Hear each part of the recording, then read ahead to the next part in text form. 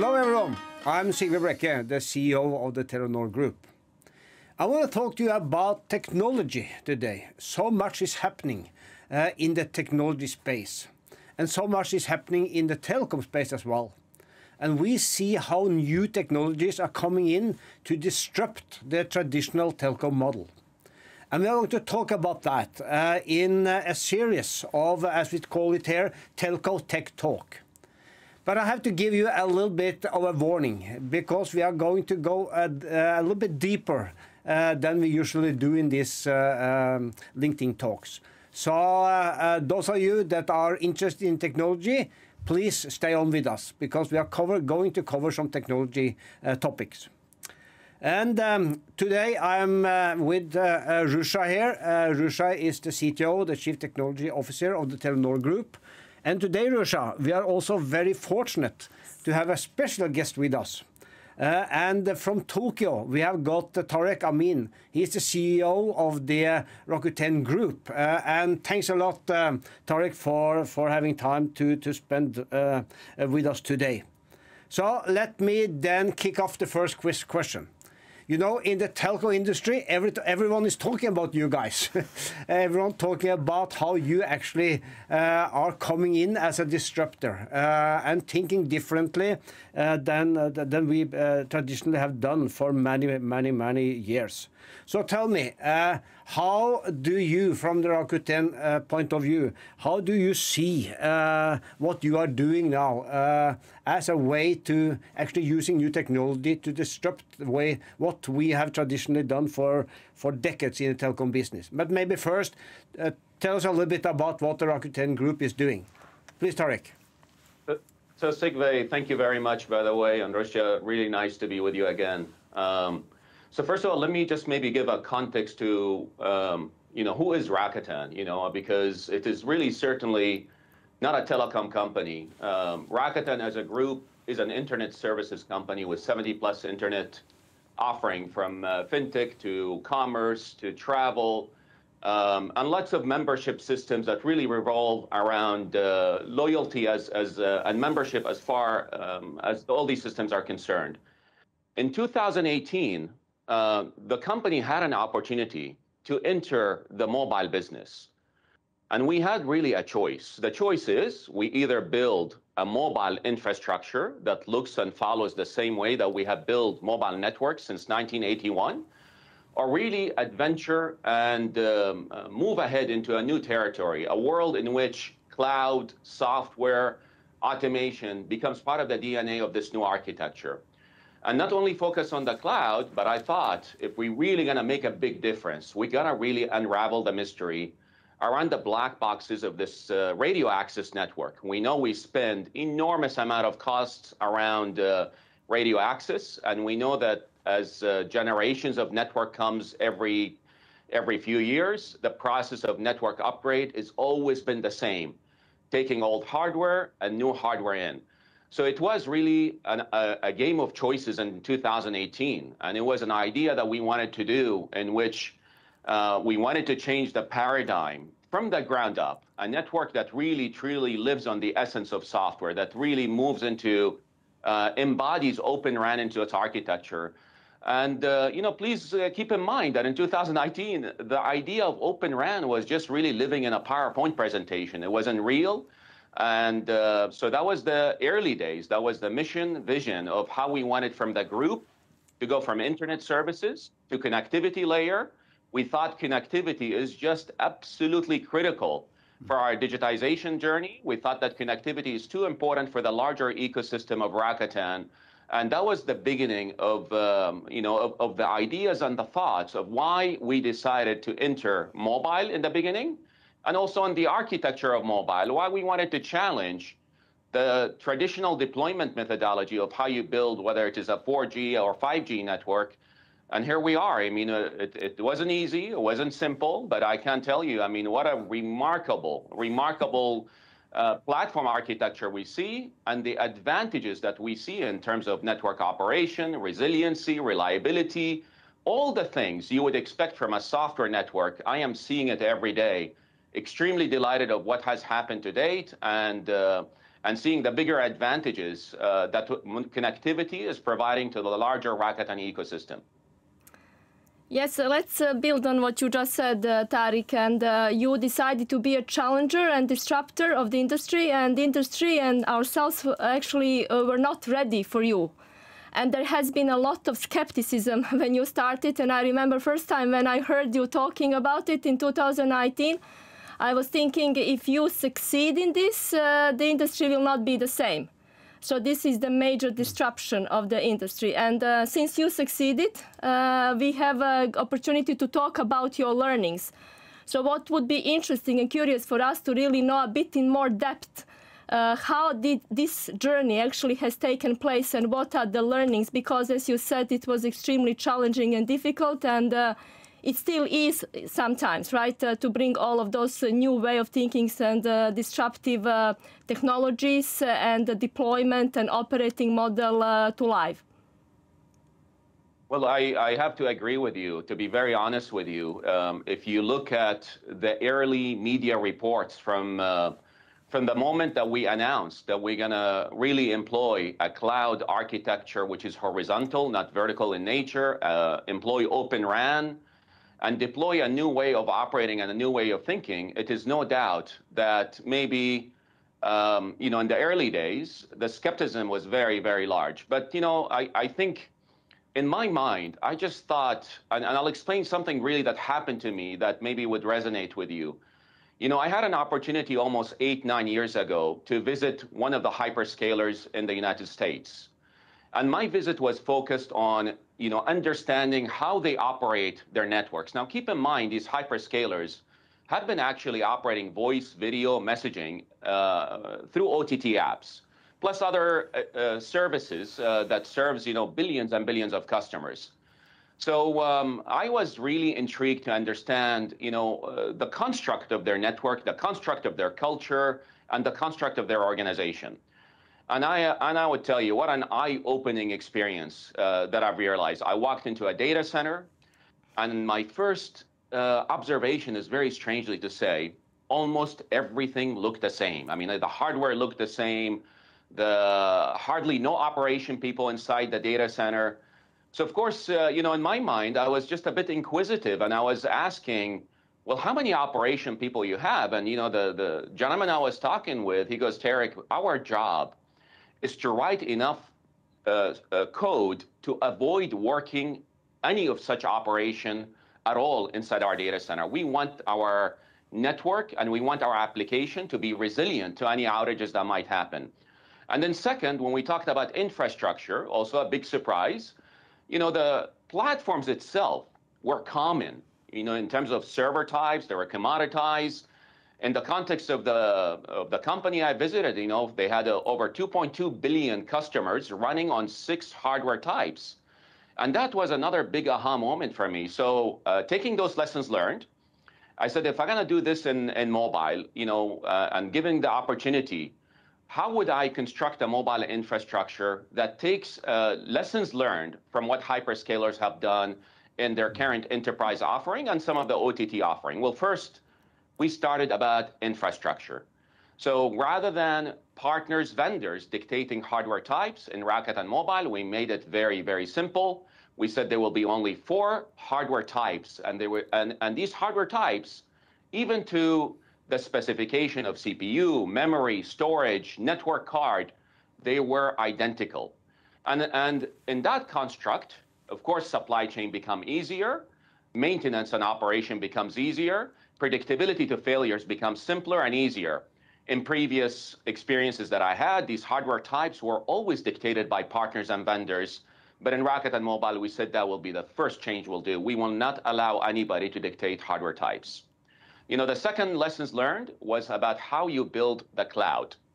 And, while I think we have seen enormous advancements to what cloud can bring to enterprises, I think it was no doubt that cloud, as it's utilized inside telecommunication companies, is still in its early stages for different reasons. Maybe maturity of the software applications that will need to run on top of the cloud. Maybe just the challenges that it comes with organization and the right skill set that one would need.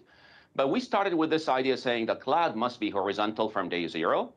The cloud must serve, different workloads, all the way from far edge to large data centers, but it has to be horizontal and no longer vertical clouds of many.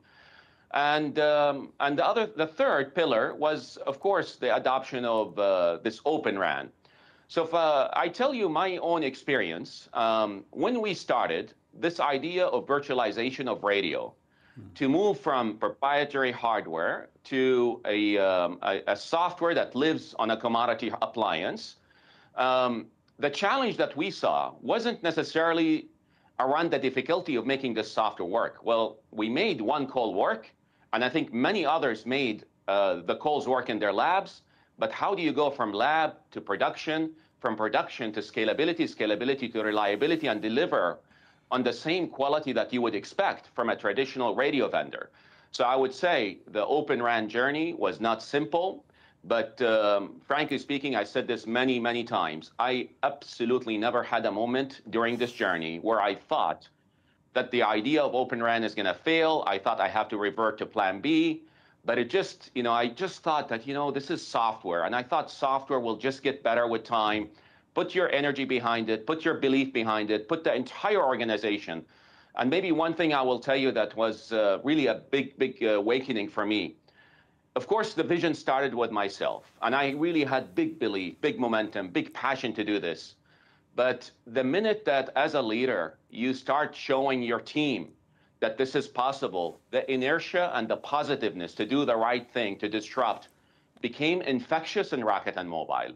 And this is really one of those secret recipes. Once you start seeing the individuals around you, your leadership team believing, your individual contributor believing, I think everything else became like a nice piece of puzzle fit together.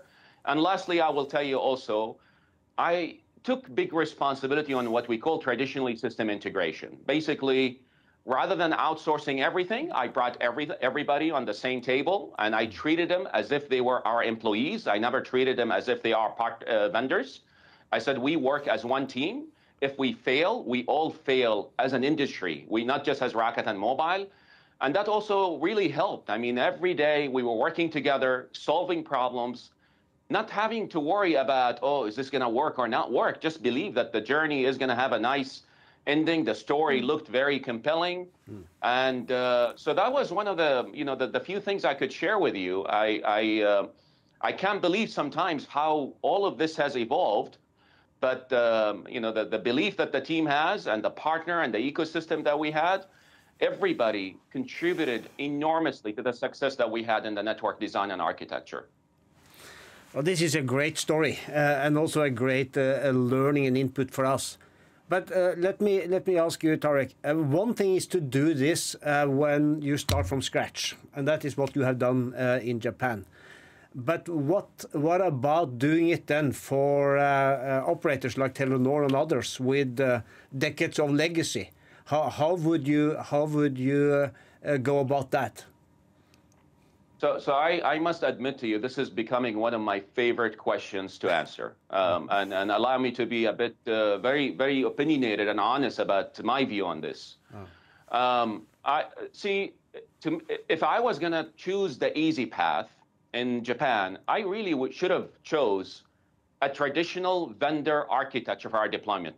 I would have slept maybe easier, better than what I have done, but I thought, this is not the right thing to do for the industry as a whole. Not the right thing to do for Rakuten Mobile. So the first thing that one need to believe in, that it is time for change. You have to believe that the industry is challenged. You have to believe that there are external and internal forces that are happening that are forcing you to change your business model. So today, I believe almost every mobile operator understand that there are some real challenges that require faster, quicker transformation into a cloud and a software architecture and be more efficient to deliver services faster to the end consumer. When it comes to brownfield, I had great conversations with a lot of CXOs across the world. And what I told them, I said, the challenge you have, I don't think it's about the legacy of your equipment is the problem statement that I would tell you if I was in your shoes. The problem statement is your structure and organization. The organization has been built for decades on the idea of this concepts of hardware replacements, whether it is you look at it from the core network or whether you look at it from the radio network. We always operated on new hardware come in, platform vendors come in, and they want to swap to a better hardware. But the essence of software has always been secondary, unfortunately. The investment that one needs to do on reskilling the organization, building new organizational structure that has the right skills to manage let's say a cloud telco, or manage the software on the new VNF and CNF world of the telco. I think that is the problem statement that maybe we don't spend enough time talking about. What I believe is, if we worry about new network being compliant with 3GPP standards, or new network being interoperable with legacy network, I could assure you the network we have built today meets all of these 3GPP standards. It meets high feature quality, and it meets customer KPI. And if you look at Japan, it's an extremely quality sensitive market. But the biggest thing that I have done, and maybe not enough people ask me about this, is yes, it is true that I am greenfield in the essence that I'm building new infrastructure, but I do believe that the biggest advantage that I personally had is I had the opportunity to build the organization with the right skill set in mind. And today, if you come and see my operation, it is quite a bit different. It is no longer about monitoring, red, yellow, green. It is about people writing code to make my microservices better, so we could do better resiliency and reliability for this architecture that we had done. So the world has changed a lot. And what I would tell you, I welcome, really welcome, at least from Rakuten side itself, a partnership, a discussion, a collaboration to prove and validate, even in brownfield, transformation to this new architecture is absolutely possible, but it only could happen, in my opinion, if the structure and organization is ready to embrace this new world. And it is, of course, different. I acknowledge that. But I don't think it's the equipment and the legacy of the equipment is the problem statement. I would start really just examining the construct of the organization and the skill sets that you need to build in order to support your business model today and in the future. You speak very passionately about your belief and about the way of work. So we definitely got inspired, Tareq. And at least in Telenor, we are looking forward to test out some of those capabilities and the technologies that you have developed, Open RAN or the automation on the cloud, as we really would like to test out in the brownfield and to really demonstrate what you are talking now, that it's possible with the right mindset and culture to as well deploy different and disruptive way of working and technologies in the legacy ecosystem. But you as well passionately talking about the partners, and that is the word that has been the most used or misused. At least we in Telenor do that. And you have taken a bit different approach in that area, and how to deal with quite a big dynamics that is happening in the ecosystem of the partners. And through the acquisition of Altiostar, you actually demonstrated that and strengthened your position in the Open RAN. But what we are curious as well to hear your views is who are the partners for you?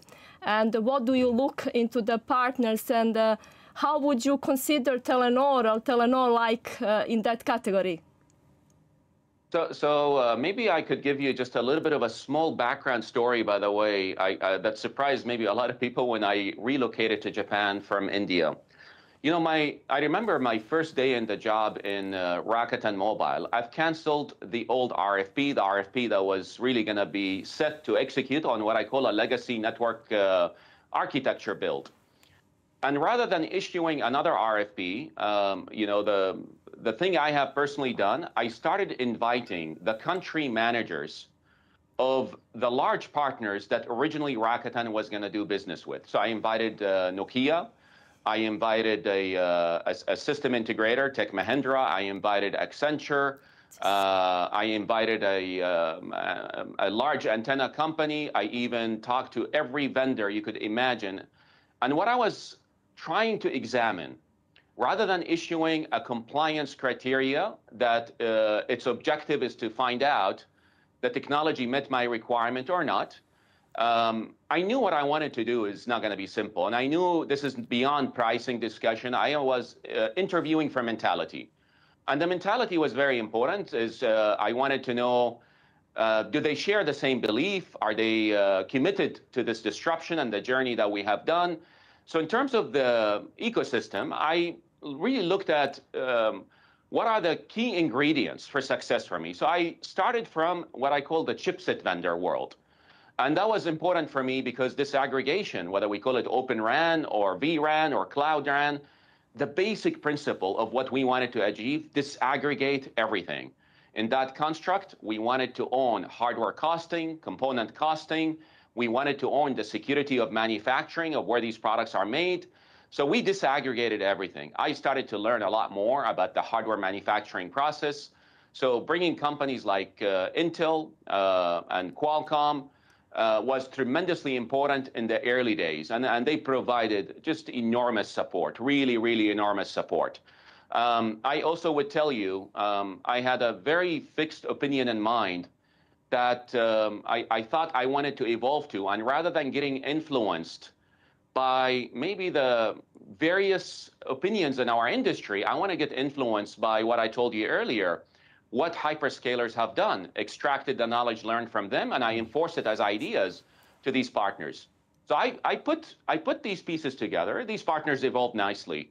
And the nice thing now, if you talk to some of these individual contributors, the member of technical staff that participated from these partners, I mean, my Lord, they were part of, like, they are really belong to us. They felt like they work for our team. And that was a key pivotal moment when I realized that we have a really strong team. Now, when I look at Telenor and the last time we talked together, well, first of all, what I love the most, your mind is open to listen. Your mind is ready to embrace new thoughts and ideas. And I absolutely, my worst nightmare for me personally, if Rakuten or Rakuten Symphony be considered another vendor, then I have failed as a CEO of this company. The job that we have to take is an absolute partner where my job is just not to give you platform and software and walk away, but no, we define the future together. We define the building pieces that make sense for your business, and together we learn, together we evolve, and we bring benefit as in win-win. And we change, for the better, I think, this industry. And we fast forward this transformation. For a company like Telenor that is really willing to embrace this journey, understanding the risks that are associated with it, understanding the challenges to scale your organization to a new world, to me is just an incredible privilege to be whether talking to you today and hopefully working with you in the future hand in hand. And, our commitment is the same mentality that we started Japan. We would love to start with Telenor Group and validate and prove what we have done in Japan has merits outside of Japan. And so we look at Telenor not necessarily as a customer-partner relationship, but we look at it as a collaborators, disruptors that want to do something good for the industry as a whole. Well, thanks for that. Thanks for that sales pitch, and also thanks for your nice words about Telenor. And you are right. We are trying to kind of open up our mind and understand what the new technology really means for our business going forward.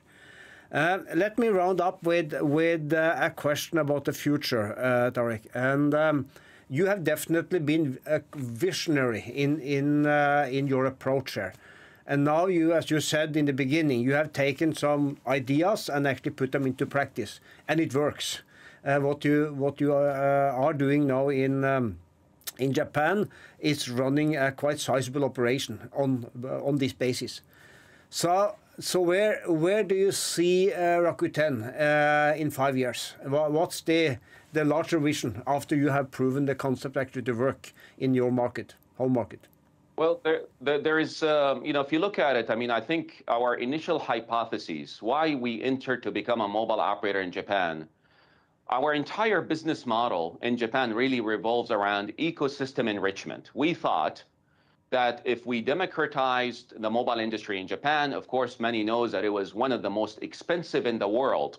If you purchase a data plan to really now one of the cheapest in the world, we thought that monetization could happen by driving opportunity to being a digital platform enabler. So the movement that we saw when a customer signed on to Rakuten Mobile, the cross-value impact of this customer to our e-commerce system, for example, or our travel or banking, we saw just an amazing synergy. And the numbers that we see are just really validated our hypotheses. Now, I frankly accepted to come and work for Rakuten in Japan because I was amazed of these various ecosystem platforms that this company have built. And what I believe that the vision for Rakuten has to be, in 5 years from today, a global digital platform enabler, not a company that just only focused on providing connectivity, but I believe and I hope that the company could actually be able to become a partner that could help in this transformation from being a connectivity player to someone that, or for those that want to evolve beyond connectivity and go into different verticals. We think that this is where we could benefit the most from our growth outside of Japan. So that work has started by, I call it strategic acquisitions that we have done. You know, we've acquired a leading advanced cloud company for a reason, because I think that is really the foundation for anything you need to do. Then the Open RAN to protect this industry and really evolve it, the OSS, BSS, and then our ecosystem platforms. We want to really bring all of these values and benefits so we could evolve together and not really just only focus on connectivity. So I'm really optimistic that the future would look very bright for those that want to embrace the challenge of transformation. And I hope that we will be one of the enablement companies to help others through this journey. Thanks a lot, Tareq. I think the time is up here. Thanks a lot for bringing in your perspective on this into our what we call Telco Tech Talk. And those of you that are interested in this topic, I guess there is more information to find on your web pages, Tareq. So please dig into this further. Thank you very much. And as I said in the beginning, we are also going to have, I'm going to invite more guests in the series of this Tech Talk. So stay tuned. Thank you.